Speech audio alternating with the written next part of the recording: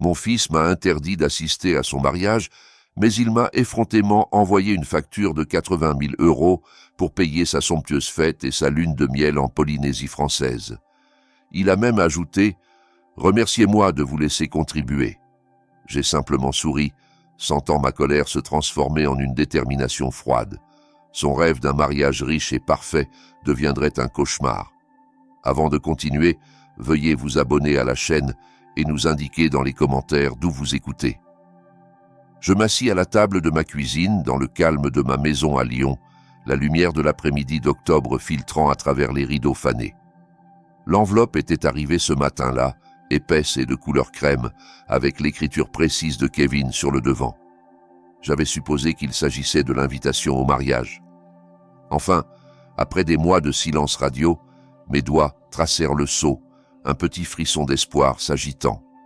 Malgré tout, je l'ouvris soigneusement, m'attendant à un carton élégant annonçant la date, le lieu, peut-être une note me demandant de l'accompagner à l'hôtel, comme nous en avions plaisanté il y a des années. Pas d'invitation. Au lieu de cela, une pile de papier glissa dehors. Des factures détaillées, propres et professionnelles, totalisant 82 000 €. Mes yeux balayèrent les lignes. 50 000 € pour la location du château près de Lyon, un domaine tentaculaire avec des jardins manucurés et des lustres en cristal. 20 000 € pour la restauration, y compris des vins importés et du homard acheminé de Bretagne. Encore 10 000 € pour la suite de lune de miel à Tahiti, avec accès privé à la plage. Et glissé au fond, une note manuscrite de Kevin. « Papa, après les problèmes que tu as causés à la famille, sois reconnaissant que je t'ai permis de contribuer. Cela couvre ta part. Envoie le chèque bientôt. Victoria et moi comptons dessus. » Je fixai les mots.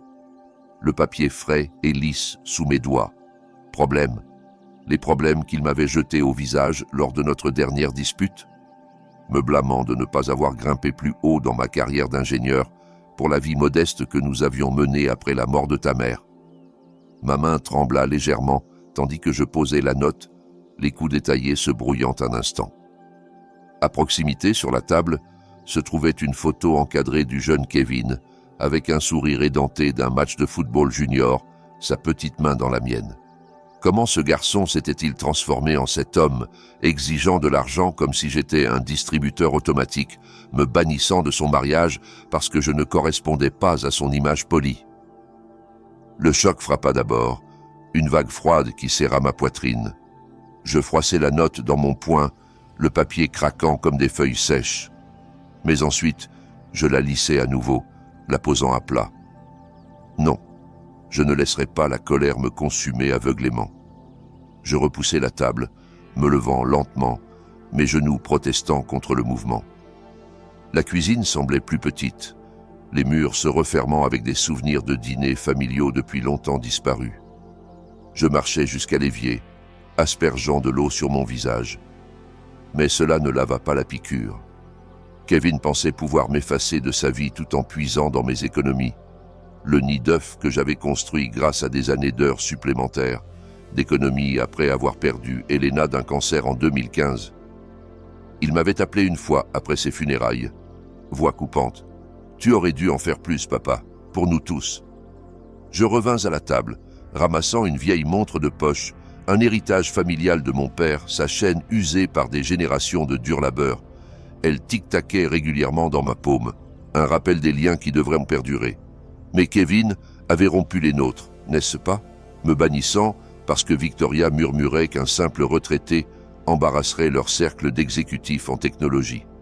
Je souris alors, un lent et amer courbure de mes lèvres, tandis que la douleur se tordait en quelque chose de plus aiguisé. Résolution. Je mis la facture de côté, la pliant soigneusement, et sentis une étincelle s'allumer au plus profond de moi, un plan commençant à se former dans les ombres de mon esprit. Je jetai un nouveau regard à la facture. Ces chiffres me narguant, la colère s'estompa lentement, laissant place à une clarté froide. Si Kevin pensait pouvoir me manipuler, il se trompait. Je savais qu'une confrontation directe ne mènerait nulle part. Il me rejetterait comme toujours, mais je pouvais rassembler des informations, trouver des fissures dans leur plan parfait. Mon vieux ordinateur portable était posé sur le comptoir de la cuisine, poussiéreux, mais prêt. Il était temps de découvrir ce qu'il mijotait vraiment. Cette étincelle persistait tandis que je regardais à nouveau la photo, la ramassant cette fois. Le jeune visage de Kevin me fixait, innocent et plein de promesses, d'une journée au parc de la Tête d'Or quand il avait 8 ans. Il avait grimpé sur mes genoux lors d'un orage soudain, enfouissant sa tête dans mon épaule pendant que la pluie martelait les vitres de la voiture. « Ne t'inquiète pas, papa », avait-il dit, sa voix étouffée. « Tu es le plus fort. » Je l'avais tenu serré, promettant de toujours le protéger, tandis qu'Elena nous observait avec son sourire chaleureux. Je faisais les 100 pas dans la cuisine maintenant, les planches du sol craquant sous mes pas, l'odeur du café rassis de ma tasse du matin flottant dans l'air. Ses souvenirs affluaient sans être invités. Des week-ends à lui apprendre à frapper une balle au terrain local, son rire résonnant tandis qu'il courait les bases. Nous étions incassables alors, un trio contre le monde. Mais après la mort d'Elena, tout avait changé. Kevin avait 25 ans, déjà en train de gravir l'échelle corporative en technologie, et il avait commencé à s'éloigner. « Tu l'as laissé tomber, papa », m'avait-il accusé une nuit au téléphone en 2016, sa voix chargée de ressentiment. « Si tu avais gagné plus d'argent, peut-être que les traitements auraient été meilleurs. » J'avais ravalé la douleur, lui rappelant les batailles avec l'assurance, la seconde hypothèque que j'avais prise pour couvrir ses soins, mais il n'écoutait pas. Il ne voyait que mes échecs, la maison modeste, le travail fiable mais sans glamour. Noël dernier avait scellé l'affaire. J'avais conduit jusqu'à leur appartement élégant au centre de Lyon, les bras chargés de tamales faits maison, comme Elena en préparait. Victoria avait à peine levé les yeux de son téléphone, murmurant quelque chose à Kevin qui l'avait fait ricaner. « Papa, nous sommes devenus véganes maintenant », avait-il dit d'un ton dédaigneux. « Et honnêtement, te pointer sans prévenir ? C'est gênant. » J'étais parti tôt. Le trajet de retour, un flou de lumière de rue, me faisant sentir comme une relique dans leur monde brillant. Maintenant, cette facture, c'était l'insulte finale, exigeant que je finance leur extravagance tout en me poussant de côté. Mes poings se serrèrent à mes côtés tandis que je m'arrêtais près de la fenêtre, regardant les feuilles tourbillonner dans la cour. La colère montait, une brûlure régulière remplaçant la nostalgie. Comment osait-il me traiter comme un fardeau, puis attendre de la gratitude pour me permettre de payer ? Je n'étais plus la victime ici. Je l'avais élevé seul après Elena, sacrifiant vacances et confort pour lui donner un départ, et Victoria, avec ses sacs de designer et ses vantardises sur les réseaux sociaux, encourageant sa cupidité. Non, cette trahison exigeait des conséquences. Je jurai alors, silencieusement mais farouchement, de transformer leur journée parfaite en une leçon qu'ils n'oublieraient jamais. La pluie commença à tambouriner contre la vitre, reflétant la tempête en moi, et je me détournai, ma résolution se durcissant comme de l'acier. Un doute momentané vacilla. Étais-je trop vieux pour ce combat ? Mais je le repoussais. La justice n'était pas une question d'âge, c'était une question de dignité. Avec cette pensée, je tendis la main vers mon ordinateur portable sur le comptoir, le métal frais me ancrant, tandis que je me préparais à creuser plus profondément. L'ordinateur portable ronronna à la vie dans la lumière tamisée de la pièce, son écran projetant une lueur bleue sur la table encombrée. Je m'installai dans le fauteuil, la pluie maintenant un battement régulier dehors, et ouvris le navigateur avec des clics déterminés. Les profils de réseaux sociaux de Kevin étaient privés, mais pas celui de Victoria. Elle adorait étaler leur vie. Je fis défiler ses publications, chacune un coup de poignard, impatiente pour notre mariage de rêve au château d'Ashford. Bénie de confiance, vie de luxe. La date sauta aux yeux, le 15 novembre 2024, à seulement quelques semaines. Des photos montraient le château, sa grande salle de bal décorée en simulation, les lustres scintillant comme des diamants. Je sirotais un verre du vin rouge bon marché que j'avais gardé, son goût amer aiguisant ma concentration. L'action parlait plus fort maintenant, plus de complaisance. Je notais des notes sur un bloc. Lieu, château d'Ashford. Location 50K. Traiteur. Événement d'élite. Vantant du champ à l'assiette pour 200 invités. Photographe, une pro haut de gamme nommée Lila Voss. Son portfolio lié dans les commentaires de Victoria. Des clichés magnifiques, en approche, avaient légendé Victoria avec des cœurs émojis. Des débats internes faisaient rage dans mon esprit. Devrais-je le confronter directement? Non, cela lui donnerait la satisfaction de me rejeter.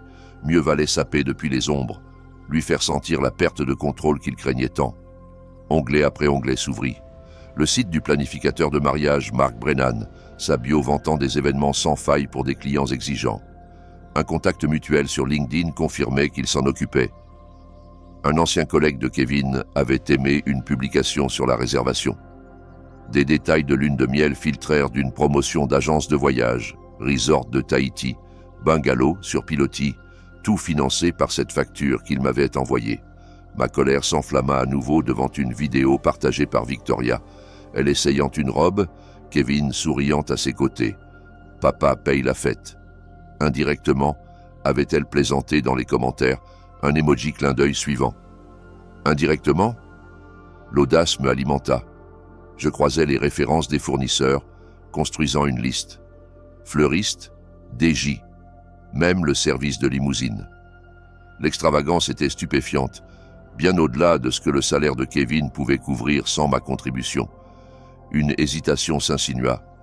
Cette revanche allait-elle trop loin, risquant le peu de lien familial restant?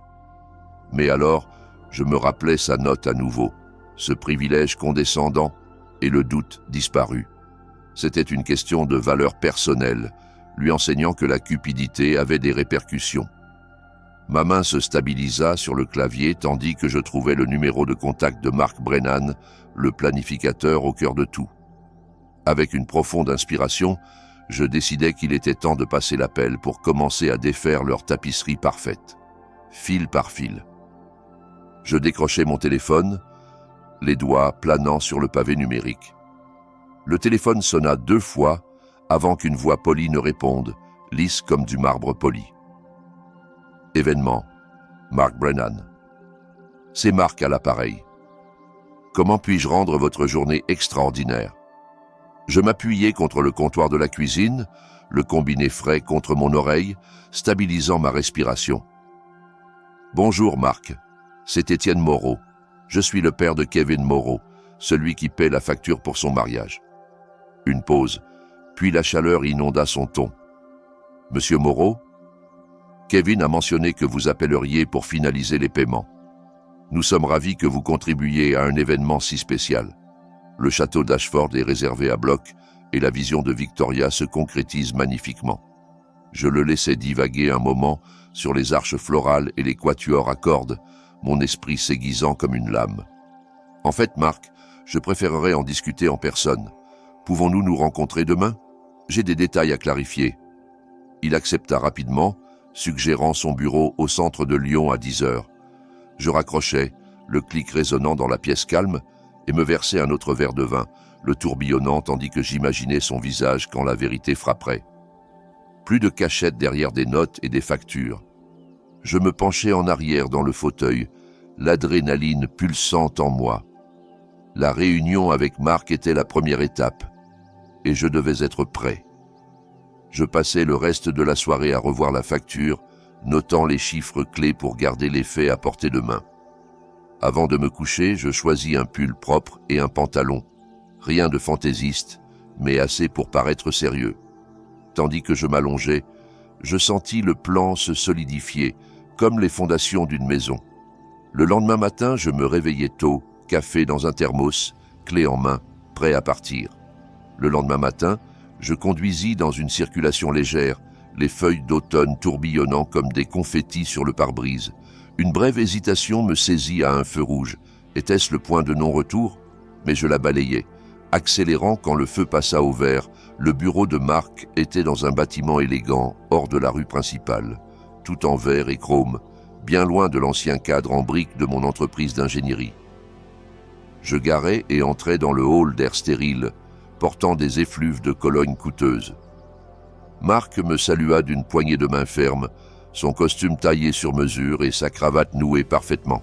« Monsieur Moreau, entrez. Café ?» Il me guida vers un fauteuil moelleux en face de son bureau, empilé d'échantillons et de contrats. Une photo encadrée d'un couple rayonnant sous un kiosque attira mon œil, agitant une résolution tranquille. Cette joie ne serait pas celle de Kevin, pas avec mon argent. Nous nous installâmes et il sortit le dossier. Donc les 80 000 euros couvrent tout. Lieu, restauration, même le dépôt de lune de miel. Kevin m'a assuré que c'était réglé. Je me penchai en avant, ma voix égale. Vraiment? Dis-moi, Marc, Kevin a-t-il mentionné qu'il m'avait interdit le mariage? Que je ne suis même pas invité à cette extravagance que je suis censé financer? Ses yeux s'écarquillèrent, le stylo glissant de ses doigts. Interdit? Non, il a dit que les contributions familiales étaient gérées. C'est gênant. Gênant, répétai-je, court et tranchant. Essaye insultant. Il m'a envoyé la facture avec une note disant que je devrais être reconnaissant. Après l'avoir élevé seul, après tout. Marc se tortilla, frottant sa tempe. Je ne sais pas quoi dire. Les contrats sont signés, mais sans paiement complet, nous ne pouvons pas procéder. Les dépôts sont non remboursables, mais le solde... Exactement, coupai-je. Informe Kevin que le mariage s'arrête jusqu'à ce qu'il me parle directement. Pas de fonds de ma part. Et s'il insiste, rappelle-lui à quel point les plans peuvent être fragiles. Il hocha lentement la tête, stupéfait. Je l'appellerai aujourd'hui. Cela change les choses. Tandis que je me levais pour partir, je l'entendis marmonner dans sa barbe, ce gamin arrogant.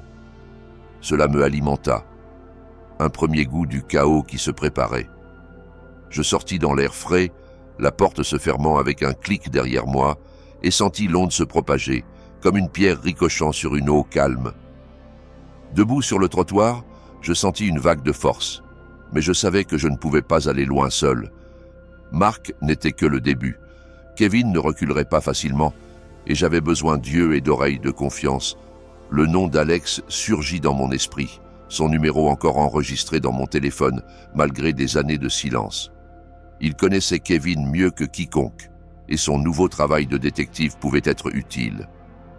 Glissant dans la voiture, je pris une profonde inspiration, sentant le plan prendre forme, et commençai à défiler les contacts. Dans la voiture, je vérifiai mon téléphone. Pas d'appel manqué encore, mais le silence ne durerait pas. Tandis que je rejoignais l'autoroute vers la maison, mes pensées dérivèrent vers des alliés. Défilant les contacts, je m'arrêtais sur le nom d'Alex, intact depuis des années. Le meilleur ami d'enfance de Kevin, celui qu'il avait abandonné quand l'ambition avait pris le dessus. Un souvenir rapide flasha. Alex a 12 ans, se présentant à notre porte après le divorce de ses parents, Elena lui faisant du chocolat chaud, pendant que Kevin et moi jouions aux cartes pour le distraire. Je composais avant que le doute ne s'installe. Alex, c'est Étienne Moreau. Ça fait longtemps. Sa voix traversa, surprise mais chaleureuse. Monsieur M. Question Marc. Waouh. Oui. Comment allez-vous? Tout va bien? Pas exactement, admis-je. Kevin se marie, mais c'est compliqué. Pouvons-nous nous rencontrer? J'ai besoin de ton expertise. J'ai entendu que tu es détective privé maintenant, avec des compétences en photographie. Il rit sèchement. Les nouvelles circulent, bien sûr, au vieux café sur la rue de la République dans 1 heure. J'acceptais, raccrochant tandis que je tournais dans mon allée. La maison semblait moins vide, remplie de buts. 1 heure plus tard, je m'assis à une table d'angle dans le café, l'arôme de scone frais cuit se mêlant aux feuilles tombantes visibles par la fenêtre. Alex arriva, plus grand que dans mes souvenirs, avec les yeux perçants d'un détective et un sac photo en bandoulière. Nous nous serrâmes la main fermement, sa poigne stable. « Monsieur M, vous avez l'air en forme. Désolé pour Elena, elle était comme une maman pour moi aussi. Merci Alex. Et appelle-moi Étienne. » Je lui glissai un café. Kevin m'a interdit son mariage mais m'a envoyé une facture de 80 grands. Je ne paie pas. Je riposte. Son visage se durcit. Ça lui ressemble. Il m'a largué il y a des années quand je n'ai pas voulu falsifier une référence pour son boulot. Il a dit que je le retenais avec mes petits gigs. Je hochai la tête, sondant doucement. J'ai entendu des histoires comme ça. Exploiter les autres pour son ascension. « Oh ouais », dit Alex, se penchant, son ton chargé d'une ancienne blessure. À l'université, il a emprunté mes idées de projet, les a revendiquées comme siennes. Quand je l'ai confronté, il m'a ghosté. Victoria est pareil. Tout pour l'image. Nous planifiâmes sur des recharges. Il documenterait le mariage de l'extérieur, capturerait tout Fallout avec des photos et vidéos, prêt pour un levier public si nécessaire. Une connaissance mutuelle fit signe du comptoir, la vieille Madame Jenkins du quartier, provoquant un rire. « Souviens-toi quand toi et Kevin lui avez fait une blague avec de la fausse neige en juillet ?» Alex sourit, mais cela s'estompa. Ses jours sont partis. Il a changé. « Les miens aussi, » répondis-je. « Mais cette alliance, c'est réel. » Nous nous séparâmes d'une poignée de main, des idées tourbillonnant dans ma tête, comme la vapeur de nos tasses. Et si nous avions besoin de plus? Des enregistrements, des logs, demandai-je, la question suspendue, tandis qu'il hochait pensivement la tête. « Viens chez moi ce soir, suggérai-je. Apporte ce que tu as et commençons les préparatifs pour de vrai. » Alex sourit, ses yeux pétillants d'enthousiasme. « Marché conclu, Étienne. Je serai là à 8 heures. » Cette question résonna tandis que je rentrais chez moi, la pluie commençant à tambouriner à nouveau sur le toit. En soirée, j'avais texté Alex pour qu'il vienne, incapable d'attendre. Il arriva à ma porte, boîte à outils en main, le déluge transformant la lumière du porche en une lueur brumeuse. Prêt à passer au niveau supérieur, dit-il, entrant, secouant son manteau. Nous nous déplaçâmes au salon où je dégageais de l'espace sur la table basse, des lampes tamisées projetant de longues ombres sur les tapis fanés, et je lui tendis une tasse de café chaud, sa vapeur s'enroulant comme une promesse. « Montre-moi comment me protéger. » Enregistrement, caméra, tout. Alex déballa des gadgets. Un petit enregistreur, des cams cachés, même des apps pour log d'appel. D'abord, les bases légales, expliqua-t-il, sa voix stable et instructive. En France, consentement d'une partie pour les enregistrements. Appuie ce bouton, en milieu d'appel. Je pratiquais sur une configuration mock, sa démo, exposant les tactiques que Kevin pourrait utiliser. Gaslighting, déviation. Comme quand il t'a blâmé pour les traitements de sa maman qui n'ont pas marché, dit Alex doucement. Je me souviens que tu as vendu ta voiture pour payer les factures. Il a ignoré ça. Les mots frappèrent fort, tirant un souvenir. Elena à l'hôpital, sa main faible dans la mienne. Kevin sortant en trombe après m'avoir accusé de ne pas m'être battu plus fort. Je le partageais brièvement, voix se coinçant. Elle méritait mieux de nous tous. « Tu as tout donné », répondit Alex, son intonation douce mais ferme. « Je te dois.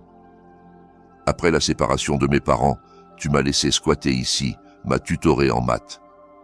Kevin s'en est moqué, m'a appelé faible. Nous trinquâmes tranquillement avec nos tasses. À la justice, pas à la vengeance. Il me guida à travers le placement de caméra. Angle là, ici, pour la porte. Capture son visage clair. J'en testais une. Le flux net sur mon téléphone. Une vague de force montant tandis que l'image se stabilisait. Mais tandis que l'appareil bourdonnait, une nouvelle pensée s'intrusa. Et si Kevin appelait ce soir, sentant le changement? Kevin n'appela pas cette nuit-là. Mais je savais que le silence ne durerait pas. Le jour suivant passa dans une anticipation tendue. Je vérifiai mon téléphone, testai les caméras, fis une promenade autour du bloc pour calmer mes nerfs. Chaque voiture passant me faisait sursauter, pensant que c'était lui. En soirée, j'étais sur les nerfs quand le téléphone vibra enfin, son nom clignotant sur l'écran. L'appareil bourdonnait doucement dans ma paume, sa lumière verte stable, quand mon téléphone vibra sur la table, tranchant l'après-midi calme comme un couteau. J'étais en train de préparer du thé. La bouilloire commençant juste à siffler, vapeur s'enroulant en volutes paresseuses. L'écran s'alluma. Kevin. Je le laissais sonner, regardant les vibrations faire glisser le téléphone sur le bois. Un courant d'air froid de la fenêtre faisant écho à la tension nouant mon ventre. Il alla à la messagerie, puis vibra à nouveau. Victoria cette fois. Je l'ignorais aussi, versant l'eau chaude sur le sachet de thé. L'arôme de camomille me ancrant, tandis que je me rappelais le conseil d'Alex. Enregistre tout. Leurs mots seront ton munition. Quelques jours s'étaient écoulés depuis notre session, remplie de préparations tranquilles, installation d'app, test d'angle dans la maison. même une promenade dans le quartier pour éclaircir ma tête. Mais maintenant, la tempête se déchaînait. Les notifications s'empilaient, 3 messageries, textos clignotants, urgents. Je m'assis à la table de cuisine, la lumière tamisée au-dessus projetant des ombres sur les murs, et jouais la première, doigt planant avant d'appuyer. « Papa, c'est Kevin. Il y a un malentendu avec les paiements. Le planificateur a appelé. Dis que tu t'es retiré. Appelle-moi tout de suite. On doit arranger ça. » Sa voix commença à composer, mais un tranchant s'insinua comme du gravier sous les pieds. Je la rejouai, notant la panique bouillonnant en dessous. Malentendu ? Comme si sa facture et son interdiction étaient des accidents.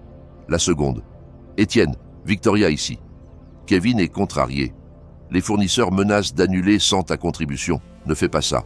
C'est mesquin. » Son ton coupant. Supérieur, comme réprimandant un enfant. Mesquin. Les mots piquèrent, mais je souris faiblement, sirotant mon thé. Alex avait prévenu de ça. Désespoir masqué en accusation. La 3e messagerie de Kevin à nouveau, urgence montant. « Papa, sérieusement, décroche. Tout s'effondre. Tu nous dois ça après tout. » La pause suggéra d'anciennes rancunes, son souffle lourd. Je l'écoutais 2 fois de plus, analysant la hauteur montante, les menaces implicites. Les rumeurs devaient se répandre. Marc avait fait sa part.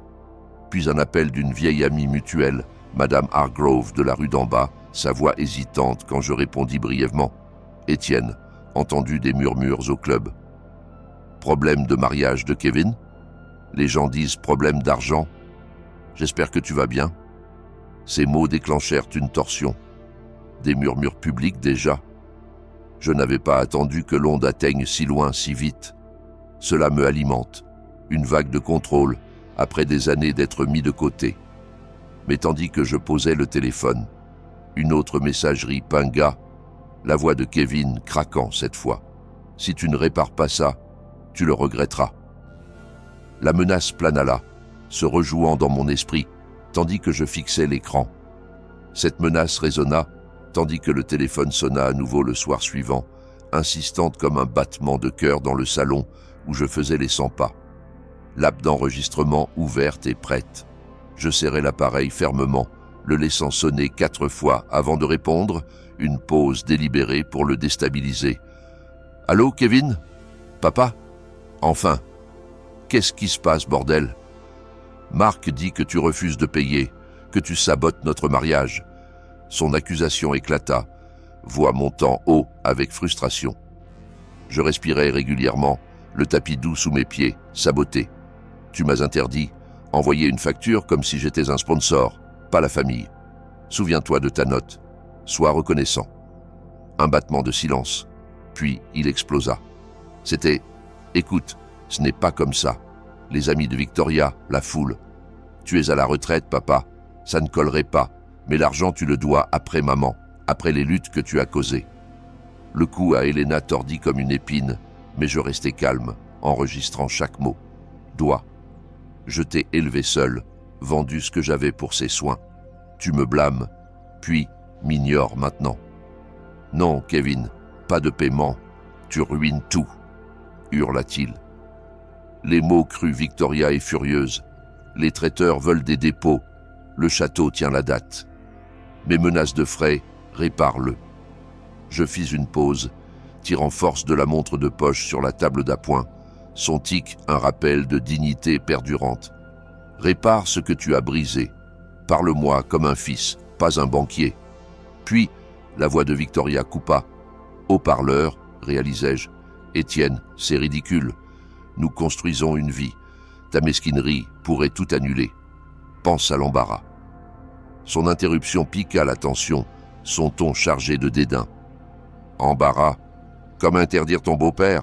Je pense à la facture que vous avez envoyée, la lune de miel que vous attendez que je finance tout en m'excluant. Pourtant, Kevin reprit défensif. C'est un devoir, papa. La famille contribue. Admets-le, tu es jaloux de mon succès. L'admission glissa, jalousie comme excuse, et cela frappa comme une révélation exposant son ego.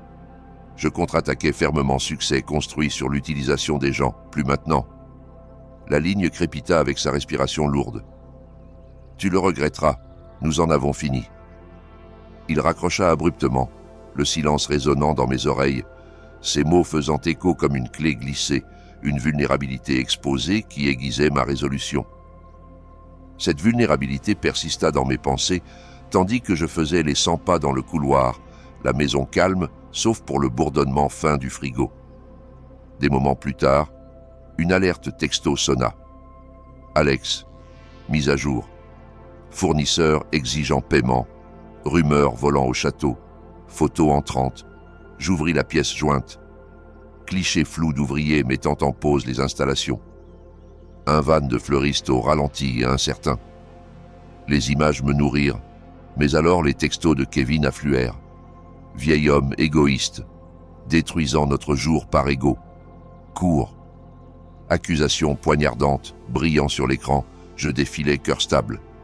Quand l'appel du voisin vint, Monsieur Élise d'en face. Étienne vit Kevin hurler sur un livreur hier, grossier comme tout, exigeant des rabais comme s'il possédait l'endroit, sa voix bourrue, supportive, entendue sur le bazar du mariage. « Si tu as besoin de renfort, je suis là. Souviens-toi comment il nous a snobés à la fête du quartier, agissant trop bien. » Je m'appuyais contre le mur, téléphone à l'oreille. « Merci, Élise. Qu'est-ce qui s'est passé exactement avec la livraison ?» Il rit sèchement. Le gars a déposé des invitations ou quelque chose. Kevin l'a réprimandé pour un pli, dit « Sais-tu qui je suis ?» Victoria a juste regardé. Les gens parlent.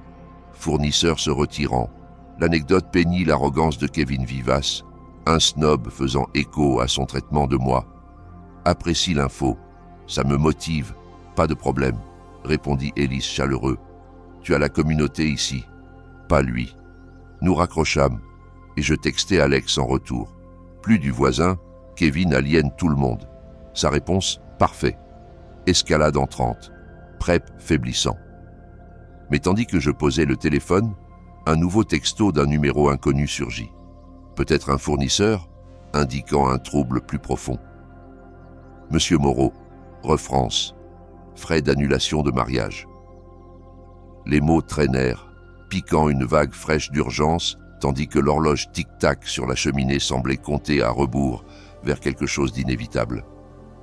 La lumière grise de l'aube filtra à travers les rideaux le 15 novembre 2024. Le jour du mariage, tandis que la pluie commençait à tambouriner contre les vitres comme des doigts impatients. J'étais réveillé tôt, l'horloge tic-tac de la nuit précédente encore résonnant dans mes oreilles, un rappel de l'urgence s'accumulant sur la semaine passée.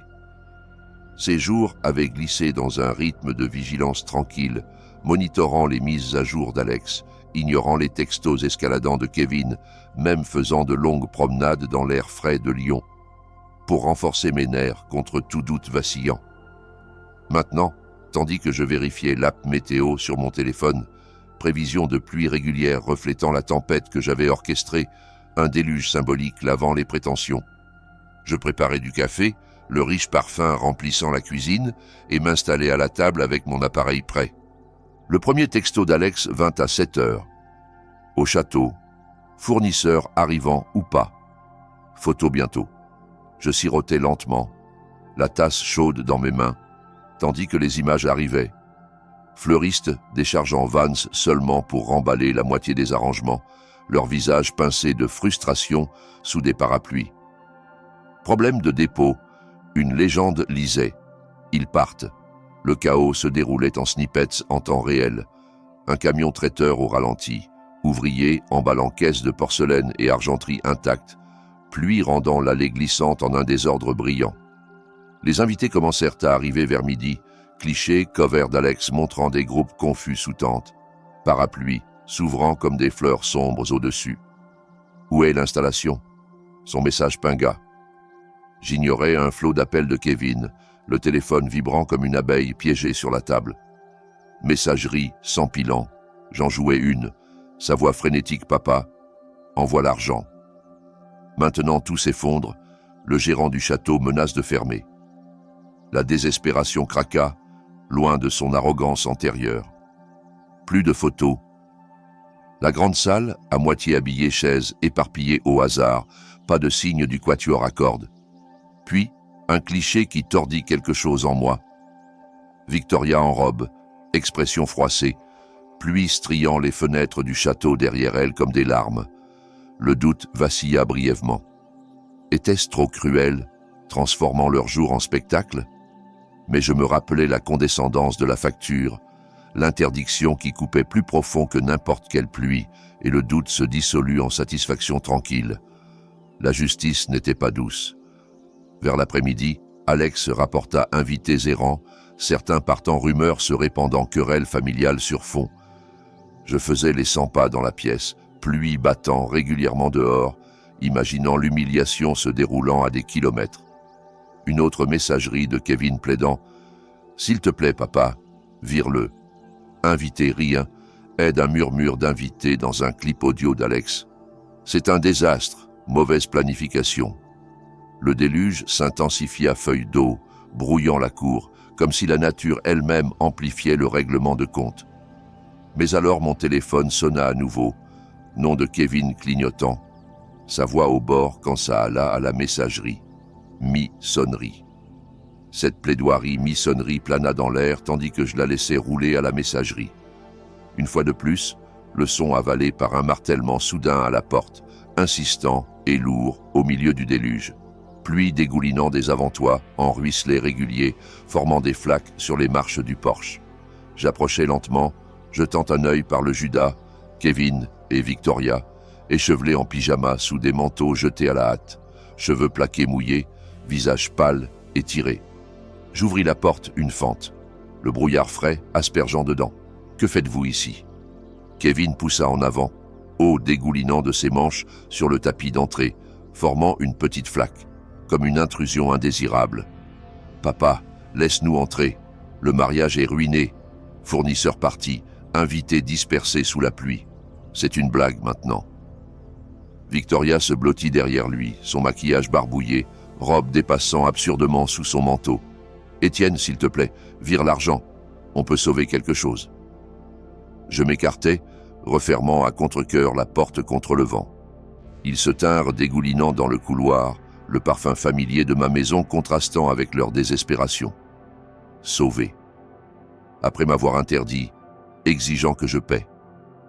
Comme un partenaire silencieux, Kevin passa une main dans ses cheveux trempés, voix se brisant. C'était une erreur. Idée de Victoria à l'image, tu sais, mais maintenant tout s'est effondré. Aide-nous, papa. Pour les vieux temps. Je croisai les bras stables malgré l'attraction émotionnelle.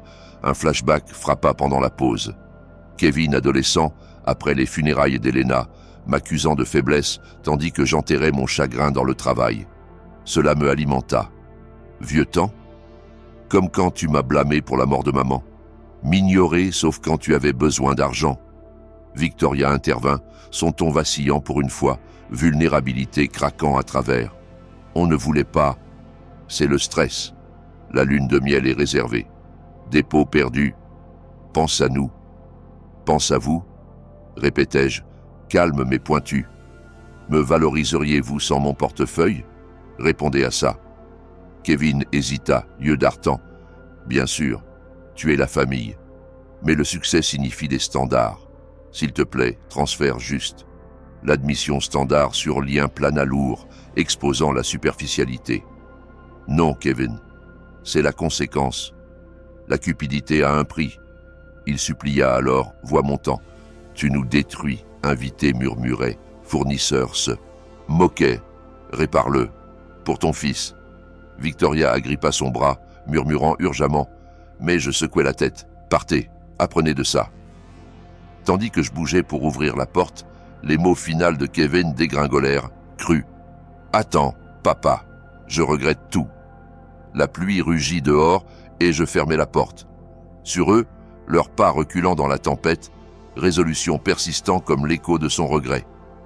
Cet écho s'estompa en silence tandis que je me détournais, m'enfonçant dans le fauteuil près de la fenêtre, pluie striant le verre en motifs fanants. Leurs phares de voiture percèrent le crépuscule avant de disparaître, laissant la maison enveloppée d'un silence réconfortant. Les jours suivants se brouillèrent en réflexion, gérant appels de voisins curieux, triant les débris émotionnels, même brûlant la facture originale dans la cheminée. Un soir tranquille, ses cendres, une libération symbolique. À la fin de la semaine, Alex texta confirmation, effondrement total, château remboursé partiel, mais reps terni. Buzz m'a apporté de nouveaux clients, grâce au Fallout. Je l'appelais, la ligne crépitant chaleureusement. « Étienne, tu l'as fait. » Photo montre les tentes vides. Invité fuyant, cercle de Kevin murmurant. Arrogance l'a mordu. Je me penchai en arrière, jetant un œil à un album photo ouvert sur la table. Images fanées de temps plus heureux, agitant, mais pas accablant. Apprécie ton aide, Alex. Ça semble libérateur. Il rit légèrement. Quand tu veux. Entendu de lui. Pas depuis, mais peut-être apprendra-t-il. Nous discutâmes de vieilles blagues. La conversation tournant vers des plans futurs, peut-être un voyage pour moi, déchargé. Plus tard, une outreach inattendue. Madame Hargrove envoya un email, inspiré par les rumeurs. « Étienne, ton stand m'a rappelé de valoriser les vrais liens. Café bientôt, cela me réchauffa. Alliance fleurissant du chaos, je marmonnais pour moi sur un toast solitaire avec café. À la dignité reclémée, la maison semblait plus pleine. Pas de choses, mais de valeurs personnelles. La leçon de Kevin pourrait piquer, mais la croissance souvent fait. Des indices de son regret suggéraient des graines plantées. Tandis que la pluie s'éclaircissait enfin, je sortis dans l'air frais, soleil perçant les nuages, un nouveau chemin se déroulant devant moi. Si vous avez aimé cette histoire, veuillez aimer cette vidéo, vous abonner à la chaîne et partager vos impressions sur cette histoire dans les commentaires. Pour écouter l'histoire suivante, cliquez sur la boîte à gauche. Merci d'avoir regardé.